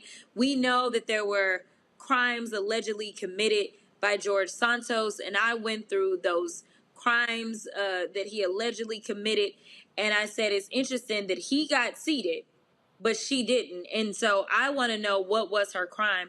But this is what we're going to get out of these Republicans. And for those people that believe that they are so woke, that they are done with the Democratic Party and they've decided that they're going to dig in on the Republican Party, I just hope that you are really woke and paying attention to what they're doing. Well, speaking of woke, they actually tried to go after Congresswoman Maxine Waters, wanting her to, there's some resolution dealing with socialism. I just found this to be lovely. Hit play. You're simply playing politics. You understand what this resolution is all about. Don't ask me silly questions. I told you, I'm a capitalist. I'm not like Donald Trump. I'm not like Republicans who claim to support this democracy, but at the same time refuses to condemn those who attempted to destroy this democracy. You need to talk with your leader, Donald Trump, about what he's doing, why he loves Putin so much, why he loves Kim Jong-un so much. You ask him the question. Okay, I know. So it's quite amazing. I've asked you to denounce Mao Zedong. I've asked you to denounce Joseph Stalin. I asked you to denounce, and you wouldn't denounce any of them. I asked you to denounce Donald Trump. Okay, you're making quite the intellectual leap. I'm talking about genocide and mass starvation. I asked you to denounce Donald Trump. Okay, he's not a communist. I asked you to denounce Donald Trump. This is quite the intellectual leap, ranking member. Let's talk about Venezuela. Let's talk about Donald Trump. Okay, let's talk about Venezuela. You answer my question. We are here talking about a resolution to condemn communism and socialism. Let's talk about Venezuela. Venezuela had the largest GDP before Chavez took over. I want now you they're literally eating their dogs because they cannot feed themselves. You want to denounce Donald Trump? I want you to denounce the Proud Boys. I want you to denounce QAnon. I want you to denounce the KKK. When you do all of that, then we can talk. Okay, so again, for the record, you've refused to denounce Mao Zedong, Joseph Stalin, Pol Pot, and Hugo Chavez. That's amazing. For the record, don't ask me. Okay, so just to be clear, I asked you a question about Pol Pot, and you started talking. See, Jasmine, that's how you deal with these fools. Yeah, no, it's funny. One of the things that they wanted to do in this new session was they wanted this open rule. They wanted the ability to bring amendments to the floor instead of leaving it in the Rules Committee. It's interesting when they decide to use that and when they decide not to. It's not a blanket rule that they always do an open rule on these amendments, because I think they found out, oh yeah, the Democrats can introduce amendments as well, and that started to make them nervous. So on this resolution, which a resolution is nothing, like this is just more gamesmanship, right? Like this isn't law. So for everybody that felt like it made sense to vote for the Republicans because they were going to fix the economy, this is not them doing anything. This is something so that they can say that Maxine voted this way or Jasmine voted this way. But in the Rules Committee, what they tried to do is introduce, the Democrats tried to introduce an amendment to this socialism resolution that would say that we were denouncing fascism. Now you tell me why that couldn't be included. I think we all know why it couldn't be included. I think we also know why they didn't want an open rule where we would add amendment on top of amendment on top of amendment, where we really did start defining hate. Because if there is a conversation that we need to have, the last time that I checked, the people that are going out and committing these mass shootings, they're not saying, hey, I'm a socialist, but plenty of them are proclaiming to be white supremacists. So if we want to get at something that is actually problematic in this country, then what we would do is talk about white supremacy. And that's why I applaud Auntie Maxine, because she's going to always bring them back to the point instead of going down the rabbit hole that they want to try to lead us down. We're not here for these kind of games. All right. Congresswoman Jasmine Crockett, it is going to be 2 years of this type of silliness, and I think it's important to mock them at every turn when they sort of throw that sort of stupidity out. Just like I just did Polar Tink Tink Phillip from Plainfield. He ain't from Indianapolis. He's from Plainfield. Absolutely. I look forward to doing it. You know, I serve on oversight, and Marjorie Taylor Greene and I had a very interesting interaction this week as I was simply trying to put in an amendment to bring back the Civil Rights and Civil Liberties Subcommittee to oversight, especially in light of what we saw happen in Memphis with Tyree Nichols. It seemed very timely. It seemed like maybe the Republicans need a little bit better understanding as to why we need the George Floyd and Policing Act. Mm-hmm. It seemed like maybe this would be a good thing for us to discuss, and that would be the proper subcommittee. She proceeded to tell me that what happened in Memphis wasn't racism because all the officers were black, as if I addressed that at all. She also wanted to make sure that I knew that Ashley Babbitt's mother was in the back of the committee room. So, of course, she was ready with her prop, which is absolutely disgusting. And she wanted to tell me, but nobody's been arrested in that case. And she also wanted to tell me that the conditions that the January 6th rioters were having to suffer through when they were incarcerated pretrial, as well as those that have been incarcerated as a part of their convictions, that they are deplorable. And so, yes, we absolutely need to talk about jail conditions. So I was thinking to myself, well, you may vote for my amendment, maybe for the wrong reasons, but hey, at least we can have a conversation. At least we'll get there. But of course, she did not vote for that. And instead, she just decided that she was going to draw this false equivalence. Of course. Between Tyree and Ashley Babbitt. Well, we all know Ashley Babbitt deservedly got shot for trying to break into the Capitol. And guess what? She wouldn't be dead if her ass wasn't trying to break into the Capitol. It's as simple as that. Congresswoman Crockett, we appreciate it. Thanks a lot. Have a good one. All right, y'all, we come back. I got some other stupidity over the Pledge of Allegiance. Wait till we show y'all that one. You're watching Roland Martin Unfiltered on the Black Star Network.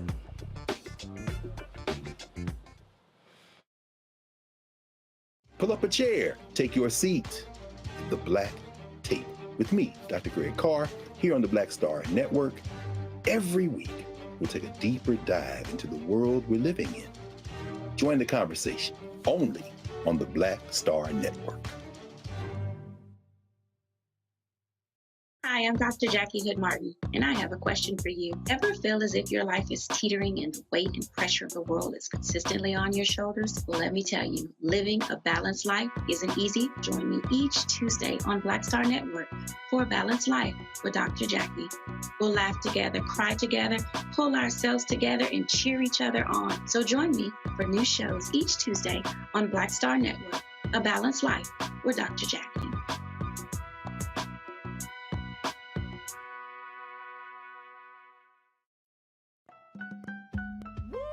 We're all impacted by the culture, whether we know it or not. From politics to music and entertainment, it's a huge part of our lives, and we're going to talk about it every day right here on The Culture with me, Faraji Muhammad, only on the Black Star Network.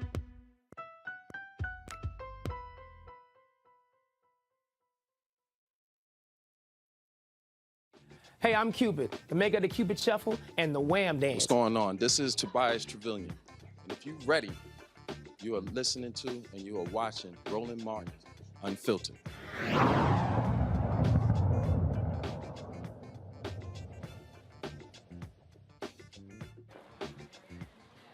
All right, y'all.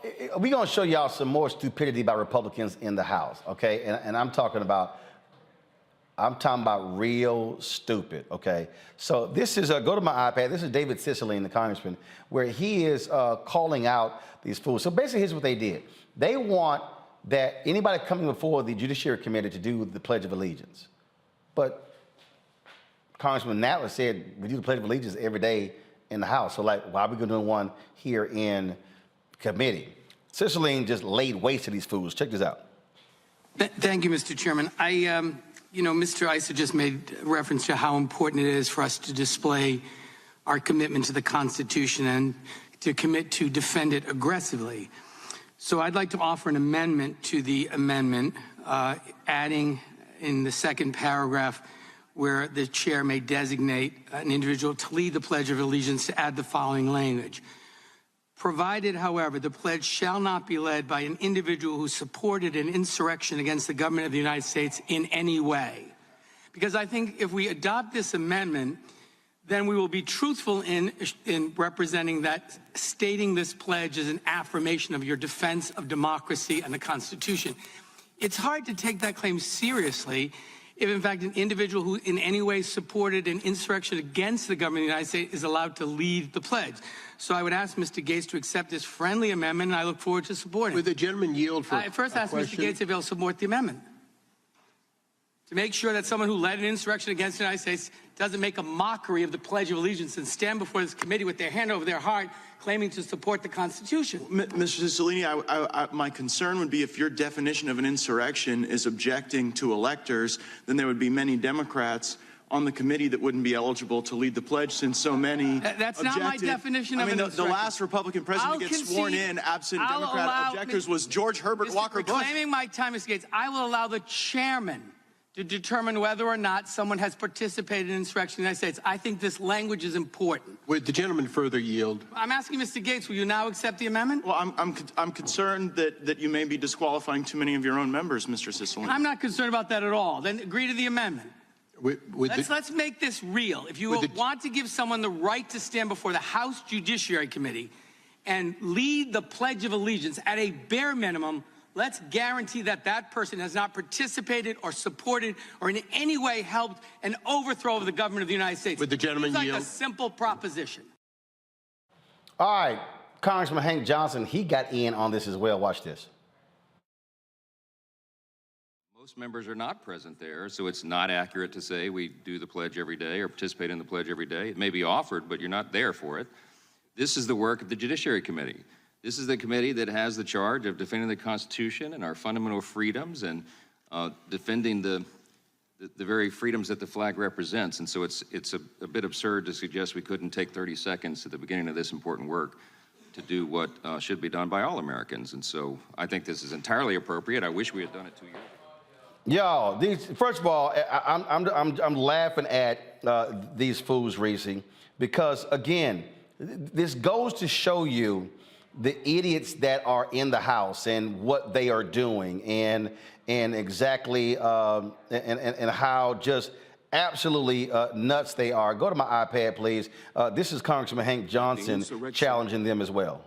I wish 2 years ago that on January 6th, that the insurrection never did happen. And I regret the fact that many members of this committee voted against certifying the election results based on the big lie. And they have continued to promote the big lie and undermine public confidence in our government.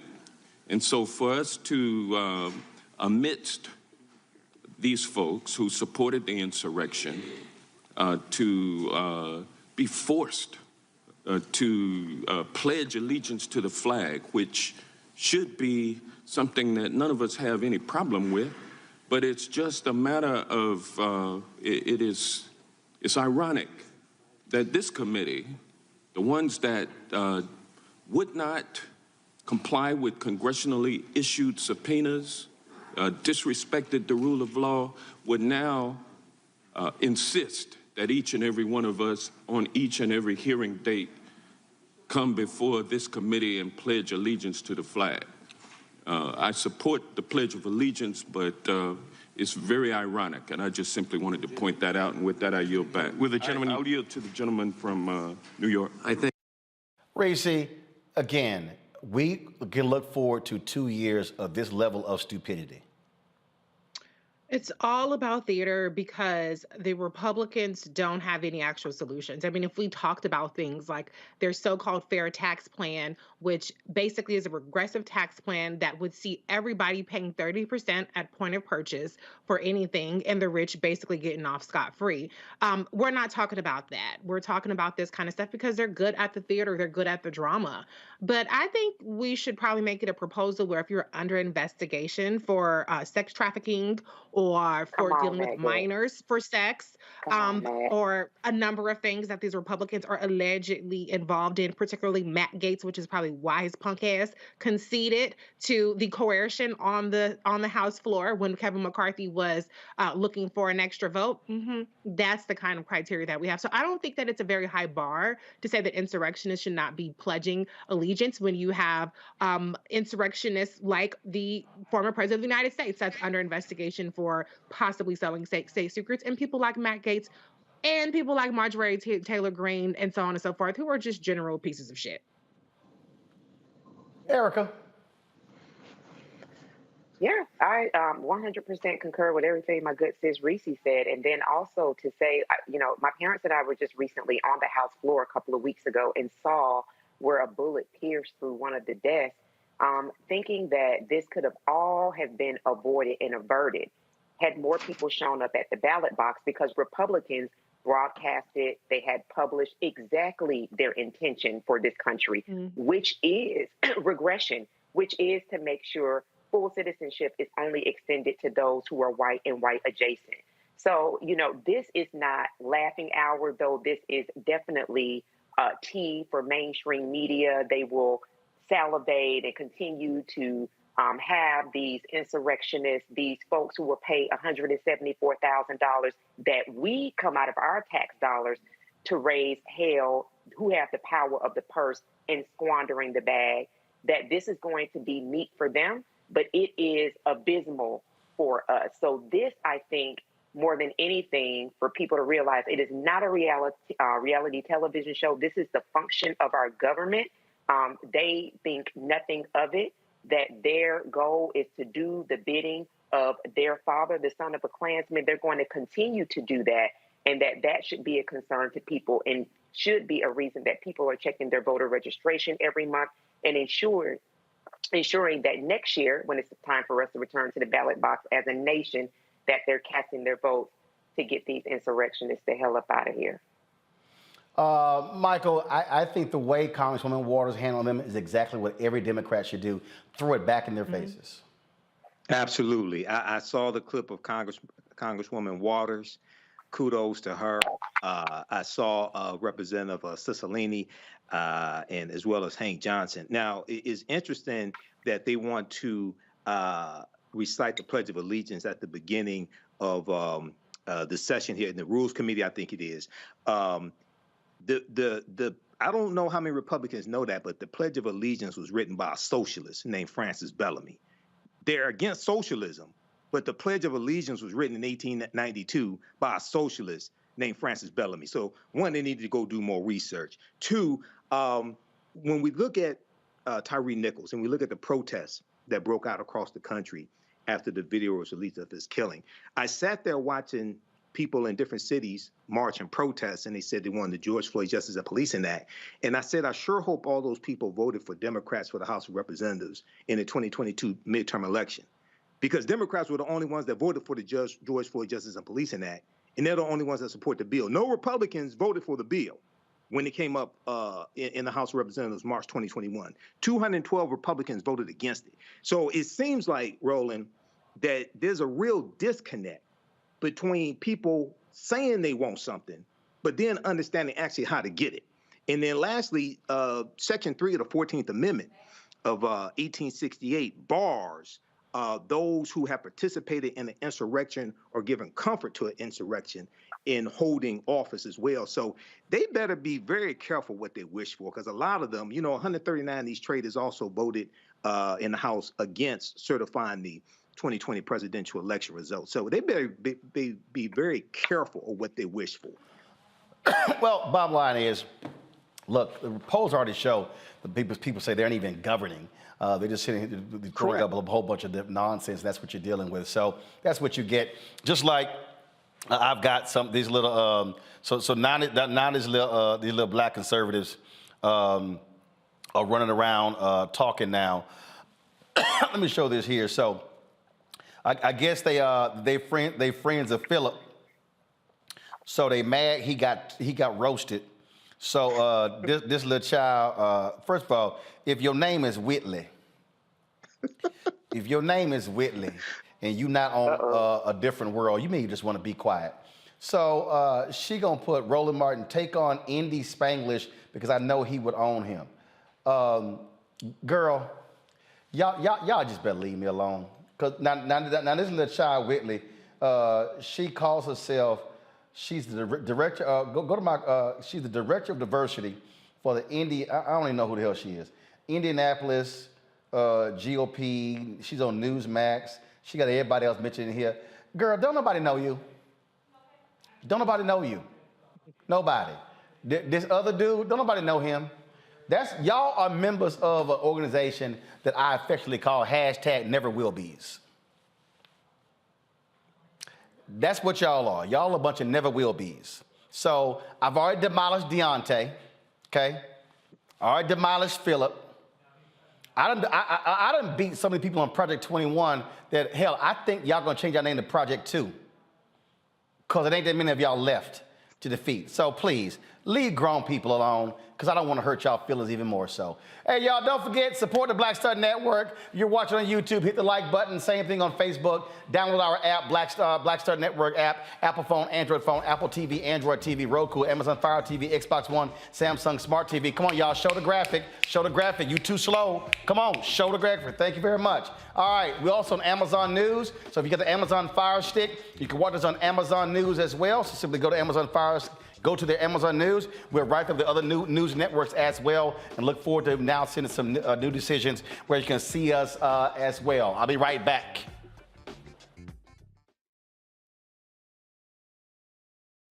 Next on Get Wealthy with me, Deborah Owens, America's Wealth Coach. Listen to this. Women of color are starting 90% of the businesses in this country. That's the good news. The bad news, as a rule, we're not making nearly as much as everyone else. But joining us on the next Get Wealthy episode is Betty Hines. She's a business strategist, and she's showing women how to elevate other women. I don't like to say this openly, but we're getting better at it. Women struggle with collaborating with each other. And for that reason, one of the things that I demonstrate in the sessions that I have is that you can go further together if you collaborate. That's right here on Get Wealthy, only on Black Star Network. Most people think that these television shows that tell stories about who we are as black men, and then they paint these monolithic portraits of us.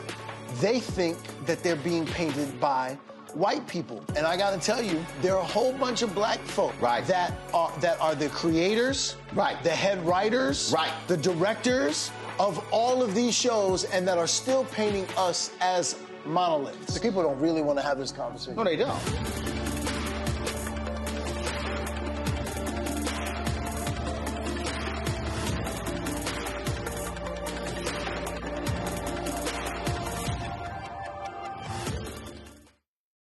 Yo, it's your man Dion Cole from Blackish, and you're watching Roland Martin Unfiltered. Stay woke.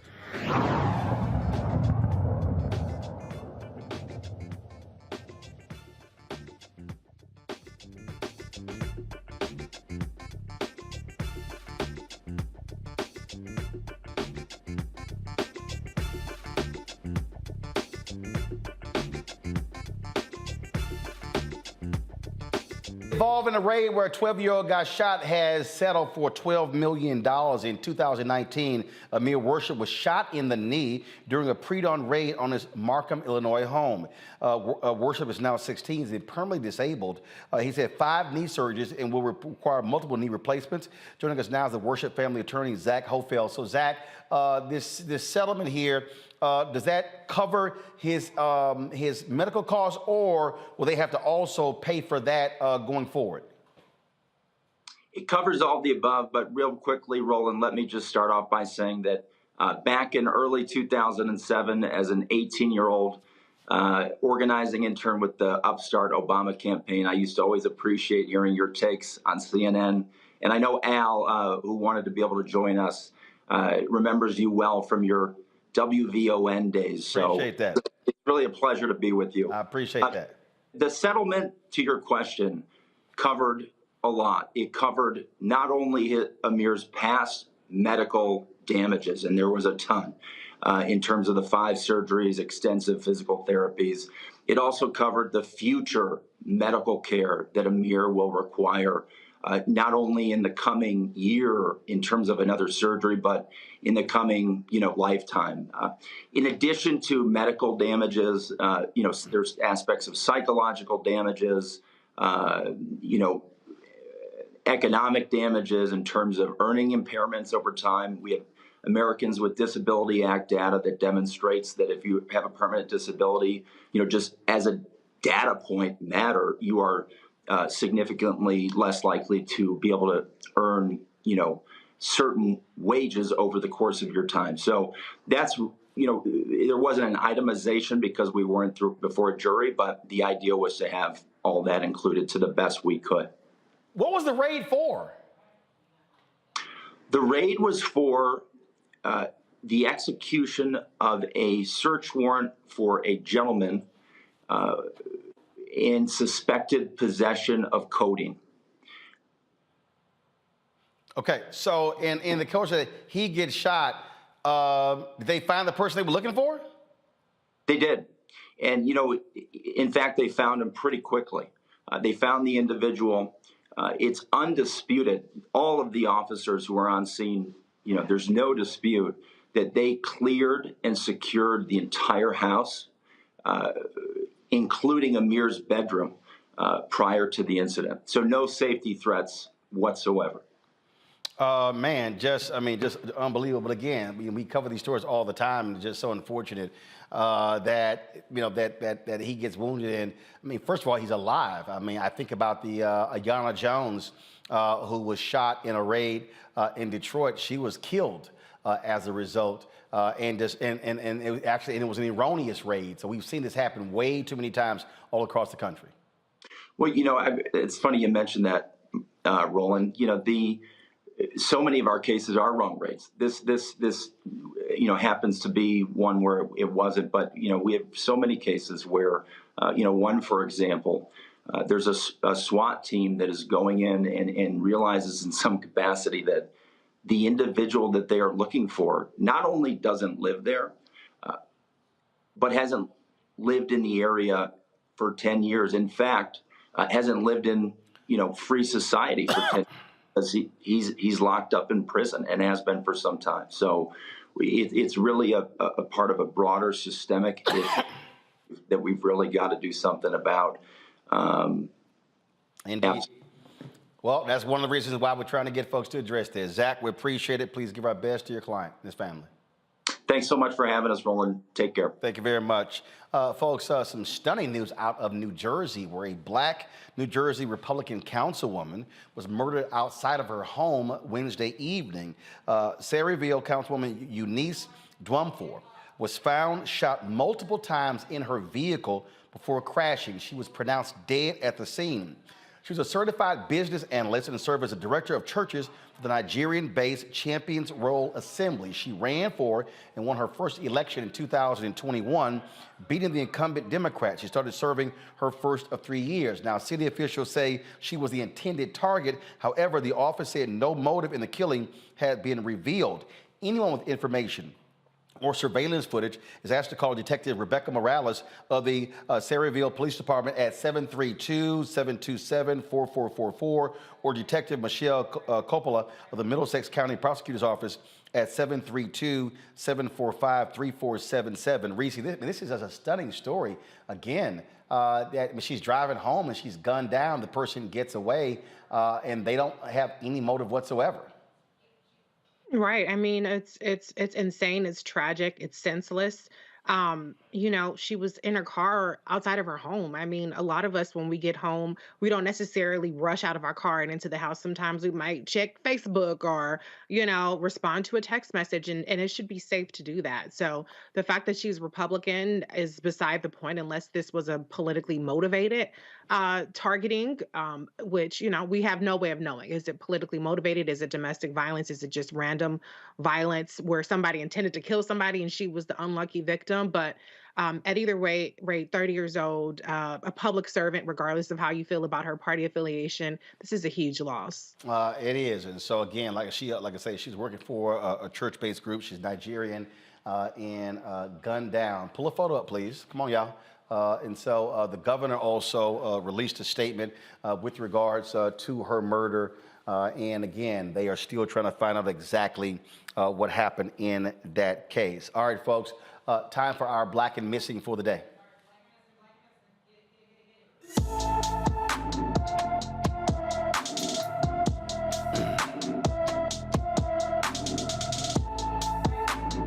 After this,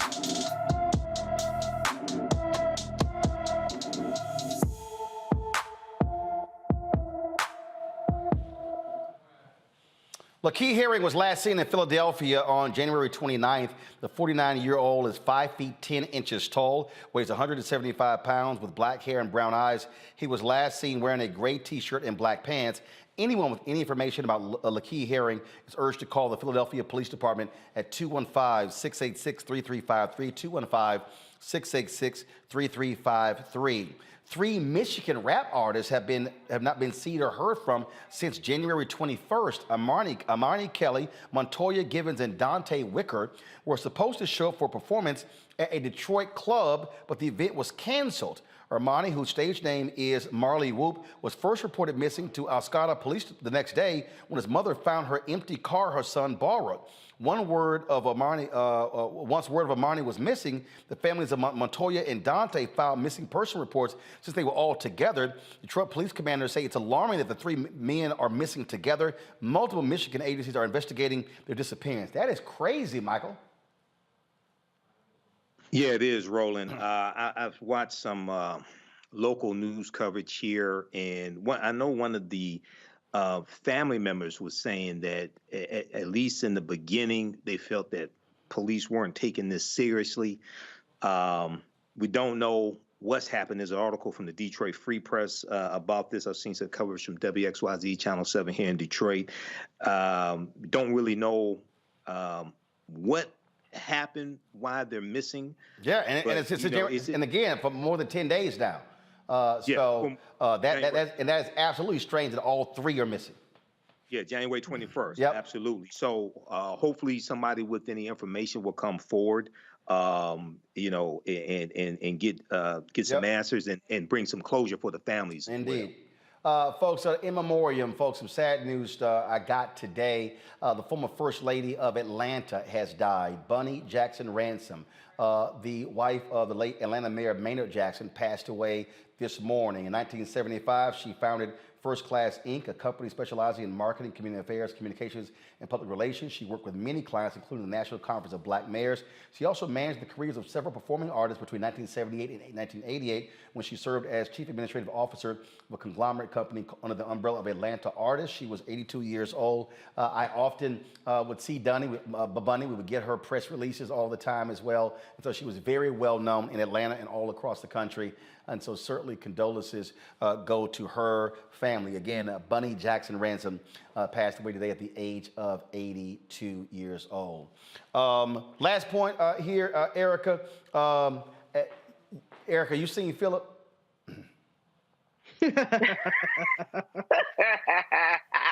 I'm just checking. I'm just wondering, have you seen Philip? Because I mean, he ain't returning our text messages. We hitting him back on Skype. And now he got some of his little other minions trying to say, we need to go ahead and talk to him. And then one of these little fools, he out here, I don't know why they run their mouth. This little fool here talking about blacks aren't this weak victim that the media portrays, and people like Roland should. I love this here. People like Roland should be empowering the community instead of shifting blame to the white boogeyman. This fool clearly don't watch this show. Oh, my goodness. Lord have mercy. It's so sad. I'm going to make him Twitter famous. I'm going to make him Twitter famous in a minute, Erica. Yeah, but see, and I'm glad that you mentioned that, because, Roland, you and I have had a one-on-one conversation about this as well. When you talk about, the Twitter famous piece, and then people knowing that Reverend Al Sharpton, people knowing that Roland Martin, there's certain names that they know are going to give a lift and a boost, and it is a Batman signal. And so that's why I said, again, going back to originally what I said, if you look at his Twitter profile, you can understand the grip. You understand how he gets his bag. If people are not able to elevate their platform, especially someone who is either self-identified or has been donned as the 2022 RNC Rising Star, you should be able to do that on your own laurels or through that terrorist group that you are engaged with. So he came. He got what he came for, and he asked to come on. He did. Do your homework, player. Do your homework, Michael. Real quick, your online class. You got 12 seconds. Go. Saturday, February 4th, 2023, Black Resistance Movements, free Black History Month lecture by myself, Michael M. Hotep, 2 p.m. to 5 p.m. Eastern Standard Time. Visit theafricanhistorynetwork.com, theafricanhistorynetwork.com. Race, Erica, Michael, I appreciate it. I'll see y'all tomorrow from Bethune-Cookman and Daytona. Holla!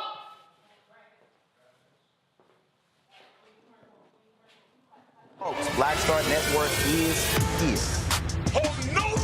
I'm real revolutionary right now. Support this man, Black Media. He makes sure that our stories are told.